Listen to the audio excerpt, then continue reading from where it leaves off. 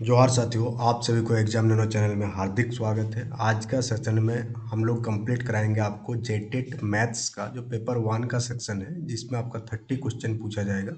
15 question आपका content से रहेगा, यानी कि मैथ का न्यूमेरिकल देखने को मिलेगा, और 15 क्वेश्चन आपका पेडागोगी से देखने को मिलेगा। और आज के सेशन में हम लोग 15 न्यूमेरिकल क्वेश्चंस यहाँ पर आपको सॉल्व कराएंगे, जो कि आपका बेस्ड है according to the new syllabus, जो आपका नया सिलेबस देखने को मिलेगा। तो चलिए हम लोग सेशन की शुरुआत करते हैं। चैनल में नए हैं तो चैनल को सब्सक्राइब कर लीजिएगा, वीडियो को लाइक कीजिएगा और अपने दोस्तों के बीच शेयर कीजिएगा। पहला क्वेश्चन आपसे यहाँ क्या पूछा जा रहा है, बहुत ही आसान सा क्वेश्चन है, बट इस क्वेश्चन में लॉजिक है और बहुत कोई इस लॉजिक को जो है ध्यान से नहीं देखेंगे। क्वेश्चन क्या पूछा जा रहा है देखिएगा ध्यान से, कि निम्न में से कौन सा विकल्प में जो है 5 का स्थानीय मान 500 नहीं है, यानी 5 का जो प्लेस वैल्यू है वो 500 नहीं है पूछा जा रहा है। ये place value and face value क्या होता है, ये आपको कॉन्सेप्ट क्लियर कर देते हैं। जैसे कि मान लेते हैं कि कोई नंबर ले लेते हैं हम लोग, नंबर है आपका 23684। अब इसको हम लोग पढ़ते कैसे, जैसे यहाँ 4 है तो इसको हम लोग पढ़ते हैं वंस, क्या है ये वंस है। जो 8 है, 8 को हम लोग पढ़ते हैं टेंस, पढ़ते हैं इंग्लिश में। उसके बाद जो 6 है, इसको हम लोग कहते हैं हंड्रेड्स, क्या कहते हैं इसको हम लोग हंड्रेड्स कहते हैं। ठीक, 3 को हम लोग क्या कहते हैं, इसको हम लोग कहते हैं थाउजेंड, ठीक है। उसके बाद जो 2 बचा हुआ उसको हम लोग कहते हैं 10,000। आप ध्यान से देखिएगा, कॉन्सेप्ट भी आपको बताते चलेंगे न्यूमेरिकल के साथ साथ। अब यहाँ पर आपका दो वैल्यू आता है, ये जितने भी आपको डिजिट देखने को मिल रहा है, डिजिट क्या क्या है आपका यहाँ पर, तो डिजिट है आपका 2 है, 3 है, 6 है, 8 है और 4 है। इन सारे डिजिट का एक होता है प्लेस वैल्यू, क्या होता है प्लेस वैल्यू, और दूसरा होता है आपका फेस वैल्यू। दोनों को कॉन्सेप्ट आप ध्यान से देखते चलिएगा, खाली आपको समझना है, सिर्फ एक बार आप समझ जाइएगा तो फिर कोई दिक्कत नहीं होगा। तो इस टेबल में आप देखेंगे जो दो डिजिट है, इस 2 नंबर का, ये 2 नंबर वाला डिजिट है, इसका फेस वैल्यू ये खुद होता है, यानी कि इसका फेस वैल्यू कितना होगा, 2 ही होगा। उसी टाइप से जो 3 है, 3 का फेस वैल्यू कितना होगा, खुद 3 अपने आप में एक फेस वैल्यू है। 6 का फेस वैल्यू कितना होगा, 6 ही होगा। 8 का फेस वैल्यू कितना होगा, 8 ही होगा। 4 का फेस वैल्यू कितना होगा, 4 ही होगा। बट अगर हम लोग प्लेस वैल्यू की बात करें, यानी कि उसका स्थानीय मान, तो वहां पर हम लोगों को चेंजेस देखने को मिलता है। तो 2 का फेस वैल्यू कितना हो जाएगा, पहले तो आपको 2 लिख देना है और उसके बाद काउंट करना है, जितना भी नंबर दिख रहा है उतना जीरो लगा देना है। तो कितना नंबर यहाँ पर दिख रहा है, 2 के बाद 1 2 3 4, यानी कि हम लोग लिखेंगे 2। उसके बाद इसका जो पोजीशन है आपको अगर चेक करना है तो हम लोग कैसे चेक करेंगे यहाँ पर, तो वंस हो गया, टेंस हो गया, हंड्रेड हो गया, थाउजेंड हो गया, फिर 2 है, यानी 1 2 3 4 5, पांचवा नंबर पर। तो टोटल कितना जीरो लगाएंगे हम लोग, 5 जीरो लगाएंगे। तो ये हो जाएगा 2 का प्लेस वैल्यू, यानी 2 का प्लेस वैल्यू यहाँ पर कितना हो जाएगा, 2 के बाद कितना जीरो आएगा, 2 3 4 5 जीरो आएगा। उसी टाइप से अगर आपको 3 का प्लेस वैल्यू निकालना है तो 3 लिखेंगे, उसके बाद वंस टेंस हंड्रेड्स थाउजेंड, यानी कि यहाँ पर कितना जीरो आपका लग जाएगा, 1 के बाद 1 2 3, कितना जीरो लग जाएगा यहाँ पर, 3 जीरो। तो यहाँ पर कितना हो जाएगा आपका, 3000 हो जाएगा ये। सॉरी, यहाँ पर 5 जीरो हो गया क्या, जस्ट ए मिनट। यहाँ पर 4 जीरो होगा, कितना हो जाएगा यहाँ पर, 4 जीरो, क्योंकि 4 है ना, उसके बाद ये लास्ट वाला जीरो हटा दीजिएगा, सिंपल। उसके बाद 6 है, 6 के बाद आपको देखना है कि कितना बार जीरो है, तो 1 2, तो 6 के बाद हम लोग क्या लगा देंगे, 100 लगा देंगे, तो कितना आ जाएगा, 600 आ जाएगा। उसी टाइप से 8, 8 के बाद आपका कितना है, 10 आ जाएगा, तो कितना हो जाएगा, 80 हो जाएगा। और लास्ट में बच जाता है 4, 4 के बाद कोई भी डिजिट नहीं है तो 4 का खुद है, तो ये हो जाएगा 4। तो यहाँ पर 4 का प्लेस वैल्यू 4 ही आया, 8 का प्लेस वैल्यू 80 आया, 6 का प्लेस वैल्यू 600 आया, 3 का प्लेस वैल्यू 3000 आया, 2 का प्लेस वैल्यू कितना आ जाएगा आपका, 20,000 आया, क्योंकि 10,000 था। तो इस प्रकार से हम लोग किसी भी संख्या का क्या निकालते हैं, प्लेस वैल्यू निकालते हैं और उसका फेस वैल्यू निकालते हैं। यहाँ क्वेश्चन पर आप आएंगे, आप क्वेश्चन पर आपसे पूछा गया था कि कौन सा विकल्प में ये जो 5 है, 5 का स्थानीय मान कितना नहीं है, 500 नहीं है। तो यहाँ पर आप देखेंगे तो 5 का प्लेस वैल्यू कितना आ रहा है, 500 आ रहा। यहाँ पर आप देखेंगे तो 5 का प्लेस वैल्यू कितना आ रहा है, 500 आ रहा, क्योंकि उसके बाद 2 डिजिट है और उसको हम लोग जीरो में कन्वर्ट कर देंगे। इसके बाद 1 डिजिट है तो जीरो में कन्वर्ट कर देंगे तो 50 आ रहा। ऑप्शन नंबर डी में कितना है, 2 डिजिट है तो 500 आ रहा। खाली ऑप्शन नंबर सी एक ऐसा विकल्प है जहाँ पर 5 का जो प्लेस वैल्यू है वो 500 नहीं है। तो हम आशा करते हैं आपको क्वेश्चन बहुत ही बेहतर तरीके से समझ में आया होगा और ये कॉन्सेप्ट भी आपको क्लियर हो गया होगा। तो let's move to the question number 2। और क्वेश्चन नंबर 2 क्या पूछा जा रहा है आपसे, कि 1 से 30 यानी 1 से 30 के बीच कितनी अभाज्य संख्याएं आती है, कितनी प्राइम नंबर्स आती है। अभाज्य संख्या का कॉन्सेप्ट आपको यहाँ पर क्लियर होना चाहिए। तो अगर हम लोग देखेंगे कि 1 से 30 के बीच कितनी अभाज्य संख्या है, तो सबसे पहले जो अभाज्य संख्या है 1 से 30 के बीच, वो क्या हो जाएगा आपका 2। तो 2 आपको याद रखना है कि सबसे छोटी अभाज्य संख्या है कि कौन सा सबसे छोटी। अगर आपसे एग्जाम में पूछ लिया जाए कि सबसे स्मॉलेस्ट प्राइम नंबर क्या है, तो सबसे छोटी अभाज्य संख्या कौन होता है आपका 2 होता है। 2 के बाद क्या आ जाएगा 3 आ जाएगा, फिर 5 आ जाएगा, फिर कौन आ जाएगा 7 आपका एक अभाज्य संख्या है, 11 आपका अभाज्य संख्या है, 13 आपका अभाज्य संख्या है, आपका 19 आपका अभाज्य संख्या हो जाएगा। सॉरी 13 के बाद फिर 17 भी तो हो जाएगा। तो 17 भी क्या हो जाएगा आपका एक प्राइम नंबर होगा। 17 के बाद कौन आएगा आपका 19 आएगा। 19 के बाद 20, 21, 22, फिर 23। 23 भी क्या है आपका एक प्राइम नंबर है। फिर आपका कितना हो जाएगा 29 आपका प्राइम नंबर है। तो कितना हो जाएगा 1, 2, 3, 4, 5, 6, 7, 8, 9, 10। तो टोटल 10 आपका प्राइम नंबर देखने को मिलता है 1 से 30 के बीच। इसी टाइप से आप याद रखिएगा कि 1 से 50 के बीच कितना अभाज्य संख्या है। तो 1 से 50 के बीच टोटल 15 अभाज्य संख्या है। उसी टाइप से अगर आपको याद रखना है कि 1 से 100 के बीच कितने अभाज्य संख्या है, तो आपको याद रखना है कि 1 से 100 के बीच टोटल 25 कितना 25 अभाज्य संख्या है। और 1 से 30 के बीच तभी अभी हम लोग काउंट किए कितना है 10 अभाज्य संख्याएं है। तो संख्या से संबंधित क्वेश्चन आपको पूछा जाएगा इसी टाइप से, बहुत ही बेसिक सा क्वेश्चन रहेगा, बट आपको कॉन्सेप्ट आना चाहिए। अगर कॉन्सेप्ट आपका क्लियर नहीं है तो फिर आप यहाँ पर बना नहीं पाएंगे। तो क्वेश्चन नंबर 2 का जो आंसर है वो क्या हो जाएगा आपका ऑप्शन नंबर सी हो जाएगा। Now let's move to the question number 3। Question number 3 यहाँ क्या पूछा जा रहा है, बहुत ही आसान सा क्वेश्चन है कि निम्नलिखित में से कौन सी संख्या जो है 420 का कितना का 420 का सही अभाज्य गुणनखंड है। तो अगर हम लोग 420 का करेंगे एलसीएम निकालेंगे इसका, तो किस टाइप से आएगा प्राइम फैक्टर निकालना है आपको। Correct prime factor of number 420, यानी वही सारे संख्या को लेना है जो क्या हो प्राइम हो, क्या हो आपका प्राइम संख्या हो, अभाज्य संख्या हो। तो अगर आप यहाँ पर देखेंगे तो इसका आंसर क्या हो जाएगा, तो 15 लिखा हुआ, तो 15 एक अभाज्य संख्या नहीं है, तो ये ऑप्शन आपका नहीं होगा। 21 आपका एक अभाज्य संख्या नहीं है, तो ये भी इसका आंसर नहीं होगा। यहाँ पर जो 6 दिया हुआ, तो 6 भी आपका एक अभाज्य संख्या नहीं है, तो ये भी आंसर नहीं होगा। बाकी हम लोग जानते हैं कि 2 आपका अभाज्य संख्या है, 3 आपका अभाज्य संख्या है, 5 आपका अभाज्य संख्या है, और 7 भी क्या है आपका अभाज्य संख्या है। तो ये सारे जो है प्राइम फैक्टर है किसका, संख्या 420 का, 420 का। 3 का आंसर क्या हो जाएगा आपका ऑप्शन नंबर डी हो जाएगा। यहीं पर आप देख सकते हैं कि 2, 3, 5, 7, 11, 13, 17, 19 ये सारे आपका अभाज्य संख्या में काउंट होगी। तो अभाज्य संख्या का कॉन्सेप्ट आपका क्लियर होना चाहिए, बहुत ही बेसिक सा कॉन्सेप्ट है, बहुत ही हाई लेवल का कॉन्सेप्ट नहीं है ये। नेक्स्ट आपको पूछा जा रहा है कि यदि एक अनुपात जो है 5:7 है का क्या पूछा जा रहा है, if a consequent of ratio 5:7 is 35 then what will be antecedent. इसका पूर्व पद आपसे पूछा जा रहा है। तो रेशियो वाला क्वेश्चन भी आपको देखने को मिलेगा, जो बहुत ही आसान सा है। जैसे यहाँ पर 5:7 का आपका कंसिक्वेंट 35 दिया हुआ है, तो मान लेते हैं कि दो संख्या है, कितना दो संख्या, एक है आपका 5x और दूसरा आपका क्या है 7x है। और ये दोनों जो संख्या है इसके अकॉर्डिंग क्या पूछा जा रहा है, कंसिक्वेंट ऑफ रेशियो 5:7 इज 35। तो इसका पूर्व पद आपसे पूछा जा रहा है, और इसका पर पद जो है 35 है। तो दो पद होता है, एक पूर्व पद होता है, एक पहला पद हो जाएगा आपका, और दूसरा क्या हो जाता है आपका एक कंसिक्वेंट होता है, जिसे हम लोग हिंदी में कहते हैं पर पद, यानी उसके बाद का। तो यहाँ पूर्व पद कौन सा है, यहाँ पर 5x आपका पूर्व पद है, और पर पद कौन सा आपका 7x है, और उसका वैल्यू आपको दिया हुआ 35, यानी ये जो 35 है वो किसका वैल्यू है 7x का वैल्यू है। यहाँ से आप x का वैल्यू निकालेंगे तो x का वैल्यू कितना आ जाएगा 5 आ जाएगा। और आपसे पूछा क्या जा रहा है कि पूर्व पद कितना है, एंटीसीडेंट कितना है। तो इस 5x में आप 5 का वैल्यू आप पुट कर देंगे, तो 5 × 5 यानी कि 25। तो इसका एंटीसीडेंट का वैल्यू कितना आ जाएगा 25 आ जाएगा। क्वेश्चन नंबर 4 का आंसर आपका क्या आ जाएगा ऑप्शन नंबर ए आ जाएगा।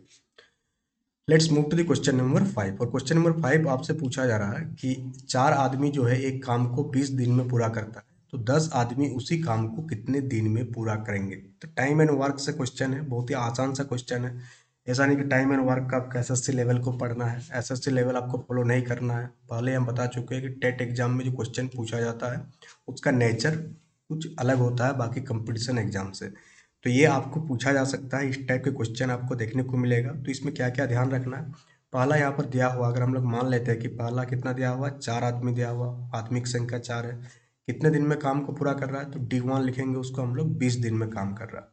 आपसे पूछा क्या जा रहा है कि अगर हम लोग 10 आदमी लगाएंगे, कितना आदमी लगाएंगे, 10 आदमी, तो 10 आदमी लगाने से वो काम को कितने दिन में पूरा करेंगे, ये आपसे पूछा जा रहा है। तो आपको वर्क सेम है, दोनों ही केस में वर्क सेम है, खाली हम लोग आदमी की संख्या को चेंज कर दे रहे हैं, तो दिन की संख्या भी आपका चेंज हो जाएगा। तो वर्क सेम है तो हम लोग लिख सकते हैं कि पहला दिन जितना आदमी काम किया था, कितने दिन में किया था, यानी कि M1 into D1 equal to M2 into D2, यानी MDH कॉन्सेप्ट इसको कहा जाता है। MDH कॉन्सेप्ट से ये क्वेश्चन आपका बन जाएगा। तो M1 into D1 equal to M2 into D2 हो जाएगा। तो पहला दिन में 4 व्यक्ति था, कितना दिन के लिए काम किया था, 20 दिन के लिए काम किया था। दूसरा में हम लोग 10 व्यक्ति लगा रहे हैं और हम लोग को फाइंड करना है कि कितने दिन में ये काम को कर लेंगे। तो यहाँ से आप काट सकते हैं 10 टू जा 20, तो यहाँ से दिनों की संख्या कितना आ जाएगा, 8 दिन। कितना आ जाएगा, 8 दिन। यानी कि 10 आदमी उसी काम को कितने दिन में कंप्लीट करेगा, 8 दिन में आपका कंप्लीट करेगा। तो क्वेश्चन नंबर 5 का आंसर आपका ऑप्शन नंबर बी हो जाएगा। तो जब भी आप मैथ का सेशन देखें तो खुद कॉपी पेन लेकर बैठिए, ताकि आपको बनाते भी चले, इससे आपको आसानी होगी। सेशन अच्छा लग रहा हो तो सेशन को लाइक कीजिएगा। साथ ही अगर आप जेटेट एग्जाम का तैयारी कर रहे हैं तो आप जेटेट का प्रीमियम नोट्स और क्लासेस एक्सेस कर सकते हैं। एग्जाम नैनो एप्लीकेशन को डाउनलोड कर से कहाँ से डाउनलोड कर सकते हैं आप, तो गूगल प्ले स्टोर से आप एग्जाम नैनो एप्लीकेशन को डाउनलोड कर सकते हैं। तो ये थी आपका प्रीमियम बैचेस के बारे में information. Let's move to the next question. Next question आपका प्रॉफिट एंड लॉस से बहुत ही बेसिक सा क्वेश्चन है। ये पूछा जा रहा है आपसे कि 329 में एक वस्तु को बेचने पर एक डीलर को 6% की हानि होती है, तो वस्तु का सीपी निकालना है। तो सिंपल है कि यहाँ पर सेलिंग प्राइस जो है, विक्रय मूल्य है, वो कितना दिया हुआ, 329 रुपया दिया हुआ है। 329 रुपये में बेचने पर डीलर को कितना का लॉस होता है, तो 6% का लॉस हो जाता है। पूछा क्या जा रहा है, तो सीपी पूछा रहा, यानी कि आपको कॉस्ट प्राइस आपको फाइंड करना है। तो बहुत ही आसान सा क्वेश्चन है, इसको आप इस प्रकार से कर सकते हैं, जैसे कि लॉस हो रहा है 6%, यानी कि ये जो एसपी है, यानी कि यहाँ पर सीपी अगर हम लोग निकालना चाहते हैं, तो ये जो एसपी है 329, ये कितने का वैल्यू हो जाएगा, 6% का लॉस होता है, यानी कि 100 - 6 कितना का वैल्यू हो जाएगा, क्योंकि पूरा 100 अगर मान लेते हैं तो 6% उसमें उसका लॉस होता है, तो ये आ जाएगा। और फाइंड क्या करना है, सीपी, और सीपी अपने आप में 100 होता है। सीपी क्या होती है, अपने आप में 100 होती है, यानी कि हम लोगों को वैल्यू चाहिए किसका, 100 का वैल्यू चाहिए। तो यहाँ से आप इजीली कर सकते हैं, 329, 100 में 6 आप घटाएंगे तो आपका वैल्यू आ जाएगा 94 इंटू 100। अब इसको आप काटेंगे, तो काटेंगे तो कितना वैल्यू आएगा, तो देखते हैं कितना आता है इसमें। कितना आ जाएगा आपका, कितना से कटेगा, 2 से अगर हम लोग कटते हैं इसको पहले, तो 2 5 जा 100 होता है, और इसको करेंगे तो 247 से आपका 94 चला जाएगा। फिर अगर हम लोग इसको करेंगे, 7 से चला जाएगा, 7 7 जा 9, और 4 7 जा 28, तो ये 7 से आपका पूरा पूरी कट जाएगा। और 7 इंटू 50 कितना हो जाएगा आपका, 350। तो सीपी आपका कितना निकल जाएगा, 350, यानी कॉस्ट प्राइस कितना है, 350। फिर आपको एक बार समझा देते हैं कि एसपी जो है वो दिया हुआ था 329, उसमें उसको लॉस होता है 6% का, सीपी पूछा जा रहा। तो ये जो 329 रुपया दिया हुआ था, ये कितने का वैल्यू है, क्योंकि 6% लॉस करने के बाद वो बेचा है, तो ये उसी का वैल्यू होगा, यानी कि 94 का वैल्यू है। और पूछा क्या जा रहा है, सीपी पूछा जा रहा है, यानी कि 100 का वैल्यू आपको फाइंड करना है। तो इस टाइप से भी आप प्रॉफिट एंड लॉस के सवालों को उड़ा सकते हैं बिना फॉर्मूला का। और अगर आप फॉर्मूला लगाना चाहते हैं, किसी को अगर ज़्यादा ये है कि फॉर्मूला जानना है, तो फॉर्मूला क्या होता है, सीपी का जो फॉर्मूला होता है वो होता है SP into 100/100 plus minus loss या प्रॉफिट। ये फॉर्मूला आप याद रख सकते हैं, इस फॉर्मूला से भी आप पुट करके बना सकते हैं। बाकी ये कॉन्सेप्ट बहुत ही आसान सा कॉन्सेप्ट है, कितना का वैल्यू है और कितना पूछा जा रहा है, ये खाली आपको फाइंड करना रहता है। नेक्स्ट आपका एवरेज से है। एवरेज में क्या पूछा जा रहा है कि तीन संख्याओं का जो एवरेज है वो 40 है, दो संख्याओं का औसत 38 है, तो तीसरी संख्या आपसे पूछा जा रहा है। तो इस टाइप के क्वेश्चन को करना बहुत ही आसान है कि तीन संख्या का औसत दिया हुआ, तीन संख्या को एवरेज दिया हुआ है, तो तीन संख्याओं का योग, तीन संख्या का सम कितना हो जाएगा, तो सम हो जाएगा, तीन संख्या है, सबका एवरेज 40 है, तो सम कितना आ जाएगा, 120 आ जाएगा। यहाँ पर आपका दो संख्याओं का एवरेज दिया हुआ 38, तो यहाँ पर दो संख्याओं का जो सम है वो कितना हो जाएगा, या तीन संख्याओं का सम निकाल रहे हैं हम लोग, ये वाला तीन संख्याओं का सम, और यहाँ पर हम लोग कितना का निकाल रहे हैं, दो संख्याओं का सम निकाल रहे हैं। तो दो संख्याओं का सम कितना हो जाएगा, 2 इंटू 38 हो जाएगा। 38 दूनी होता है आपका 76। आपसे पूछा क्या गया था, थर्ड नंबर, तीसरी संख्या कितना है, तो थर्ड नंबर कितना हो जाएगा, तीनों संख्याओं का जो सम है 120 है, उसमें से अगर हम लोग दो संख्याओं की सम को घटा देंगे, यानी 76 माइनस कर देंगे, तो कितना आ जाएगा, 484, यानी 44, यानी कि तीसरा संख्या कितना है, 44 है। तो क्वेश्चन नंबर 7 का आंसर क्या हो जाएगा आपका, ऑप्शन नंबर डी हो जाएगा। तो ये एवरेज का कॉन्सेप्ट है। ठीक है, क्वेश्चन नंबर 7 आपका क्लियर हो गया। Now let's move to the question number 8। Question number आपका सिंपल इंटरेस्ट से है, बहुत ही आसान सा क्वेश्चन है। इस टाइप के क्वेश्चन ही आपको एग्जाम में देखने को मिलेगा, बहुत ही हाई फाई क्वेश्चन देखने को नहीं मिलेगा। तो यहाँ पर आपसे पूछा जा रहा है कि 3000 कितना है, 3000 पर 2 साल के लिए 11% की वार्षिक साधारण ब्याज दर पर कितनी धनराशि प्राप्त होगी। तो क्या क्या दिया हुआ है, तो पहला तो आपको प्रिंसिपल दिया हुआ है। प्रिंसिपल कितना दिया हुआ है, 3000 दिया हुआ है। रेट आपको दिया हुआ है, रेट कितना है, 11% का रेट है। टाइम आपको दिया हुआ, टाइम कितना है, 2 साल का टाइम है। आपसे पूछा क्या जा रहा है, अमाउंट, कितनी धनराशि प्राप्त होगी, अमाउंट पूछा जा रहा। तो अमाउंट आपसे पूछा जा रहा। तो एक बेसिक सा फॉर्मूला पढ़े होंगे कि अमाउंट बराबर होता है प्रिंसिपल, यानी कि मूलधन में अगर आप साधारण ब्याज जोड़ देंगे तो आपको अमाउंट का वैल्यू आ जाता है। और सिंपल इंटरेस्ट का जो फॉर्मूला होता है वो क्या होता है, तो पी यानी कि मूलधन, आर यानी कि दर, टी यानी कि टाइम बाय 100। तो ये दोनों फार्मूला आप याद रखिएगा, ये दोनों फार्मूला काफ़ी इंपॉर्टेंट है। इतना से ही आपको ये पूरा आपका चैप्टर क्लियर हो जाएगा। बाकी इसको आप कॉन्सेप्ट से भी बना सकते हैं, जिससे आप आपका भी बना के हम दिखाएंगे। तो आप याद रखिएगा कि जो एस आई होती है, सिंपल इंटरेस्ट होती है, इसको निकालने के लिए सिंपली आपको क्या करना होता है, रेट को टाइम से मल्टीप्लाई करना होता है। तो एस आई का परसेंटेज निकल जाता है। यानी रेट को अगर आप टाइम से मल्टीप्लाई करेंगे तो जो चीज़ निकलेगा वो क्या है, एस आई का परसेंटेज, यानी उस साधारण ब्याज का क्या है, परसेंटेज है। तो यहाँ पर आप देखेंगे, तो यहाँ पर अगर आप एस आई निकालेंगे दोनों को मल्टीप्लाई करके, एस आई कितना हो जाएगा, 22%, कितना हो जाएगा, 22%। और ये जो दिया हुआ वैल्यू दिया हुआ 3000। और एस आई के केस में आपको याद रखना है कि ये जो मूलधन होता है हमेशा कितना होता है, 100 होता है। कितना होता है, 100। तो यहाँ पर अमाउंट निकालने के लिए सिंपली हम लोग क्या करेंगे कि ये जो 3000 है ये कितना का वैल्यू है, ये 100% का वैल्यू है। कितना का वैल्यू है, 100%। जैसे प्रॉफिट वाला केस में हम लोग सीपी को 100% ले रहे थे, उसी टाइप से यहाँ पर एसआई वाला केस में हम लोग ये जो 3000 मूलधन है ये 100% का वैल्यू है। आपसे पूछा जा रहा है अमाउंट, अमाउंट कितना हो जाता है, पर प्रिंसिपल और एसआई का जोड़ होता है आपका अमाउंट। ठीक है,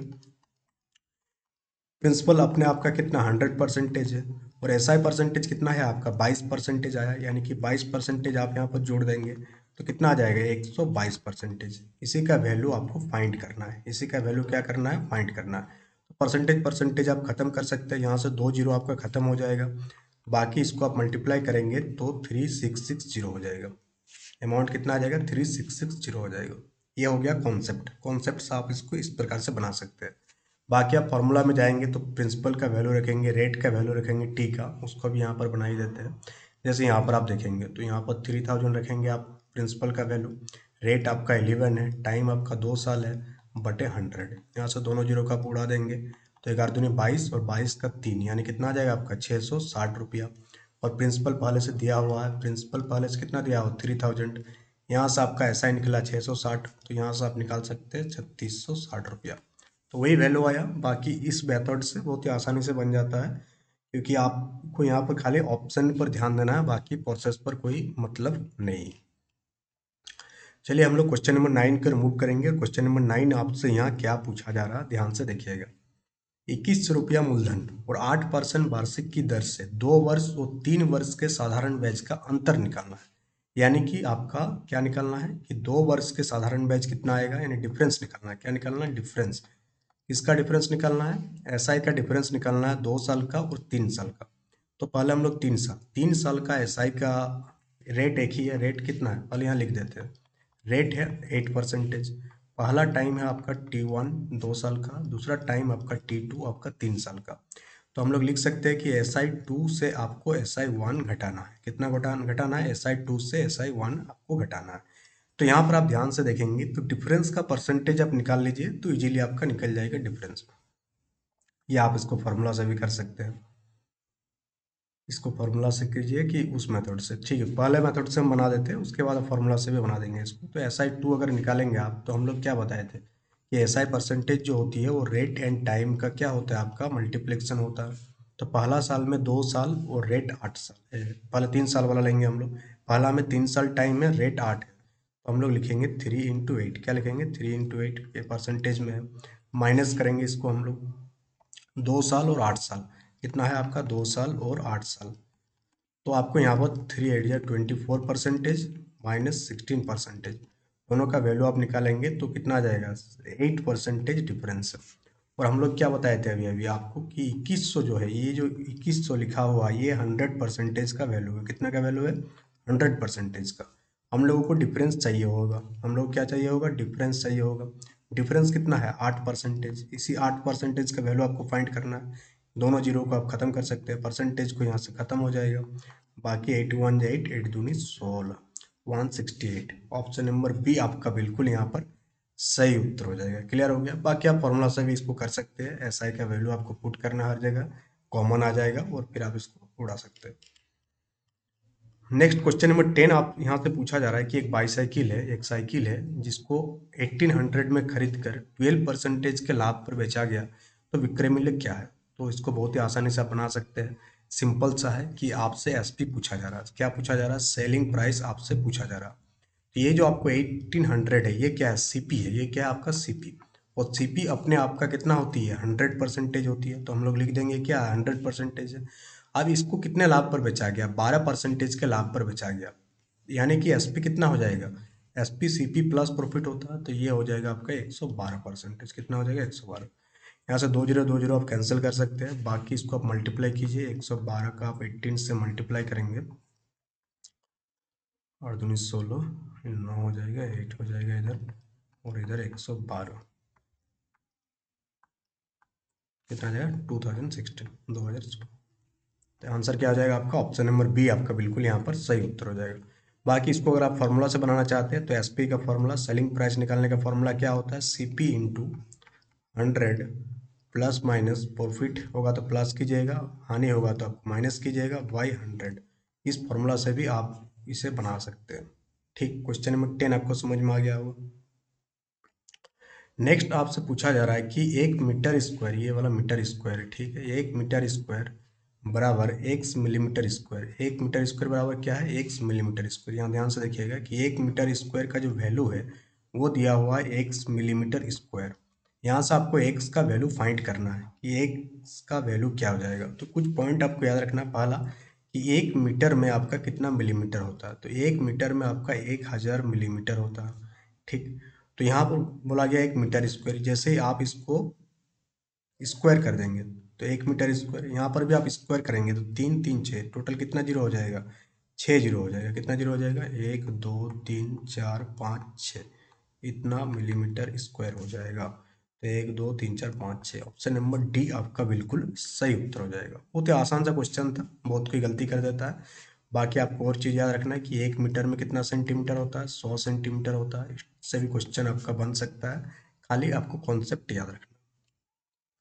नेक्स्ट आपका ज्योमेट्री से है, बहुत ही आसान सा सवाल है, इसको आप उड़ा सकते हैं। तो कैसे उड़ाएंगे आप यहाँ पर देखेंगे, यहाँ पर कॉन्सेप्ट आपको याद रखना है खाली।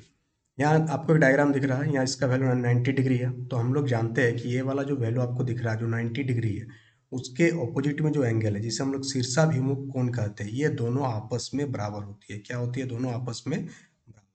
तो इसका वैल्यू कितना आ जाएगा, 90 डिग्री आ जाएगा। यानी A4D का वैल्यू आपका 90 डिग्री आ जाएगा। उसी टाइप से ये जो आपको 40 दिख रहा है, इसका शीर्षाभिमुख कोण भी कितना आ जाएगा, बराबर होती है। तो इसका भी वैल्यू कितना आ जाएगा, यहाँ पर आपका 40 डिग्री आ जाएगा। पूछा क्या जा रहा था, ए का मान क्या है, ए का मान आपसे पूछा जा रहा है। तो पूरा आपको नहीं बनाना, सिंपली आप इधर नीचे वाला पार्ट आप देखेंगे तो आपको पता है कि रेखीय कोण होता है, इन तीनों का जो योग होता है वो 180 डिग्री के बराबर होता है। यहाँ पर आप ध्यान देंगे तो 40 degree plus 90 degree plus 5a, इन तीनों कोणों का जो योग होगा वो कितना हो जाएगा, 180 डिग्री हो जाएगा। तो यहाँ से आप उड़ा सकते हैं, ये तीन दोनों मिला के 130 डिग्री बराबर 5a इक्वल टू 180 डिग्री। यहाँ पर आप करेंगे तो 5a का वैल्यू कितना आ जाएगा, 180 में 130 घटाएंगे तो 50 डिग्री आएगा। यहाँ से आप उड़ाएंगे तो 10, कितना आ जाएगा, a का वैल्यू कितना आ जाएगा, 10 डिग्री आ जाएगा। तो यहाँ पर दो कॉन्सेप्ट याद रखना था कि शीर्षाभिमुख कोण का कॉन्सेप्ट और ये रेखीय कोण का कॉन्सेप्ट आपको याद रखना। Move to the next question. Next आपसे पूछा जा रहा है कि find the value of the figure.